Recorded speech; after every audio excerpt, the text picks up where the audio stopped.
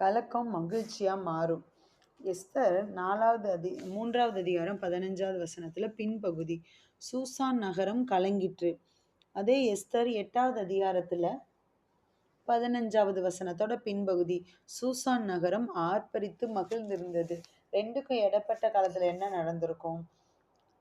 இந்த துஷ்ட ஆமான் மொர்தெகாயை அழிக்க திட்டம் தீட்டினான். மொர்தெகாய் யாரு? ஒரு கர்த்தரை வணங்குற ஒரு மனுஷன். மனுஷன் ஒரு பெரிய பதவியில இருந்தா கூட, நான் மனுஷனை வணங்க மாட்டேன், நான் கர்த்தரை மட்டும்தான் வணங்குவேன்னு கர்த்தருக்காக வைராக்கியமா நின்றா மொர்தெகாய். ஆனா இந்த மொர்தெகாயை அழிக்கணும்னு ஆமான் திட்டம் தீட்டினா, அந்த நாட்டு ராஜாவை வச்சே அந்த ஆமான் மொர்தெகாயை கனப்படுத்தும்படி கர்த்தரோட ரகசிய செயல் அந்த இடத்துல நடந்தது.